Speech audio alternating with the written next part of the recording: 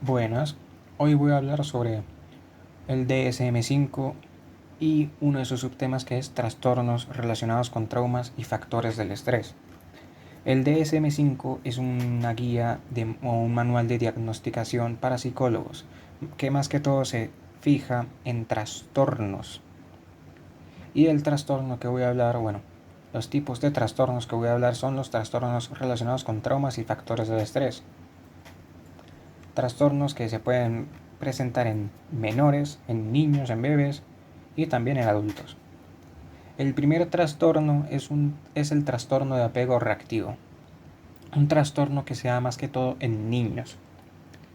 A lo que se refiere con todo esto, bueno, trastorno de apego reactivo consiste en que el niño no es capaz de socializar, no es capaz de interactuar o de expresarse a otras personas. ¿Por qué? Pues lo que resulta es que el niño tiene una alteración social por una falta de una figura paterna, materna o una figura cuidadora. Bueno, como así. Recordemos una cosa. Al principio, cuando nosotros nacemos, hay una cosa muy que sí es cierta, y es que cuando nosotros nacemos, quien nos educa son nuestros padres, nuestro papá y nuestra mamá. Así como decía Sigmund Freud, nuestro padre bueno, nuestros padres nos termina enseñando lo que es la conducta, la determinación, el cómo debemos comportarnos, y nuestra madre termina enseñándonos el cuidado, el autocuidado, el amor propio y el cariño. Pues bueno, el problema con el trastorno de apego reactivo es que el niño o la niña no tuvieron a ninguna figura paterna o materna en sus vidas. No tuvieron a nadie para darles el ejemplo o darles la enseñanza sobre lo, lo han dicho anteriormente, lo dicho anteriormente, y no tuvieron esa facilidad.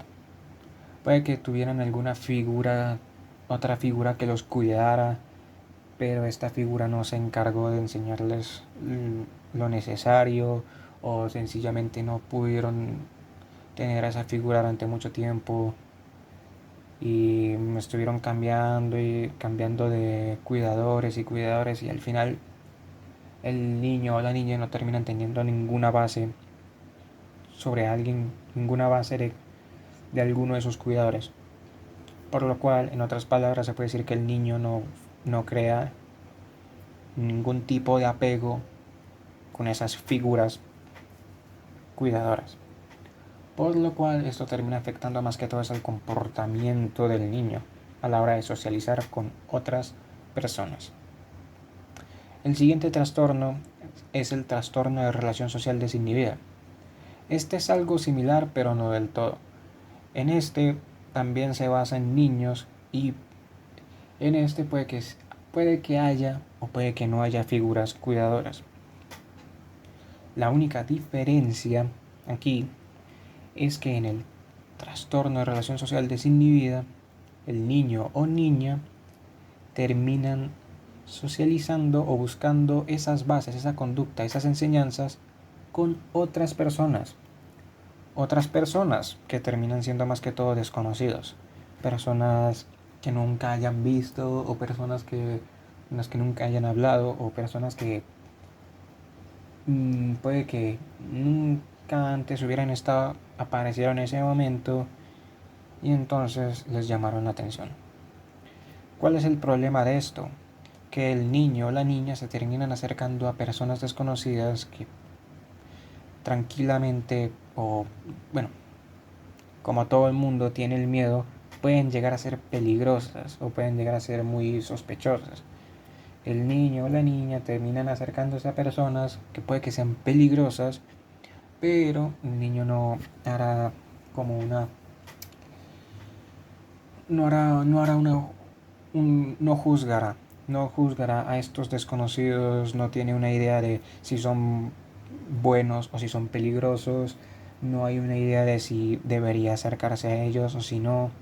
Prácticamente el niño no tiene algún miedo o algún peligro. no se percata de nada de eso. Y ese es el peligro de estos trastornos. Y prácticamente el niño o la niña, por acercarse a alguien más, puede terminar en muchos problemas. El siguiente trastorno es uno muy conocido, el cual es el trastorno de estrés postraumático.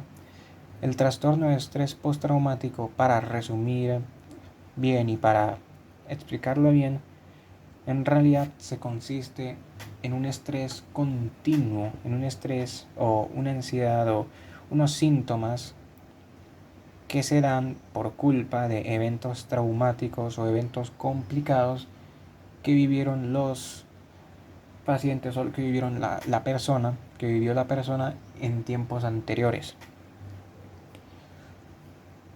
¿Qué tipo de eventos traumáticos o estresantes que les causaron esto? Pues puede ser de todo tipo. Puede haber presenciado muertes o constantes ruidos complicados o muy dolorosos. Eventos también, hablando de eventos dolorosos, también alguna que otro, alguna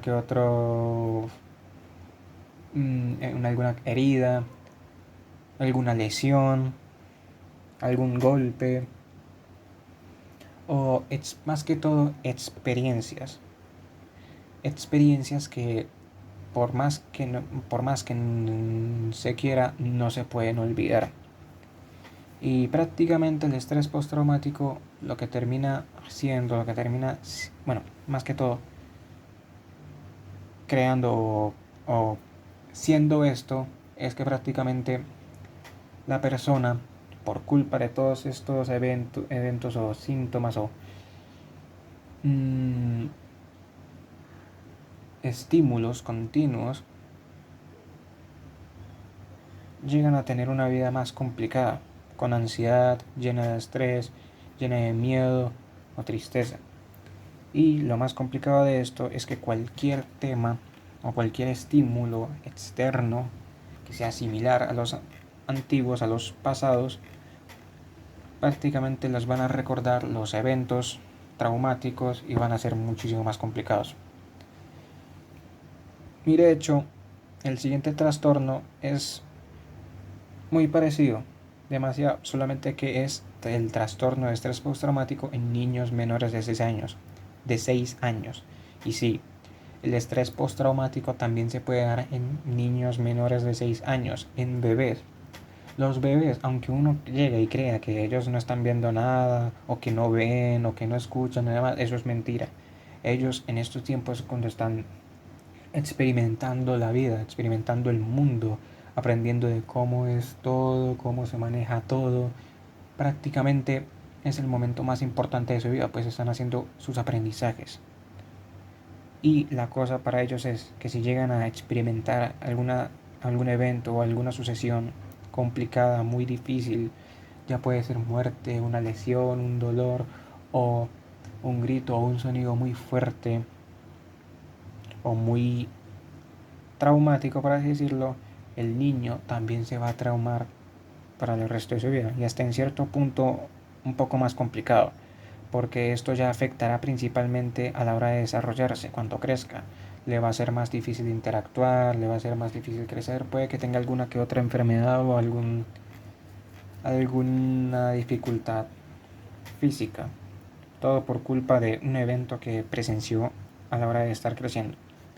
El siguiente trastorno es uno más especificado, que es el trastorno de estrés agudo.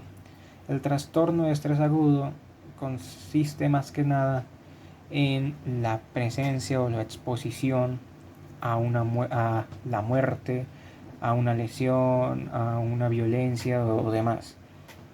Bastante similar o parecido a los demás, solamente que este es más específico. Prácticamente la persona sufre de estrés, miedo, constante furor, constante desasosiego y terror, más que nada por una experiencia más que todo relacionada a la muerte. Puede que haya sido que presenció a alguien morir, puede que presenció un acto de violencia muy fuerte o puede que haya sufrido una lesión o algo muy complicado. Esto se puede dar más que todo tanto en niños, en adultos, en niños jóvenes o adultos. Es prácticamente como la idea de tener la vida y darse cuenta de que la vida se puede acabar de una forma, de un momento a otro, de una forma tan repentina, de manera tan brusca o de manera tan rápida o dolorosa.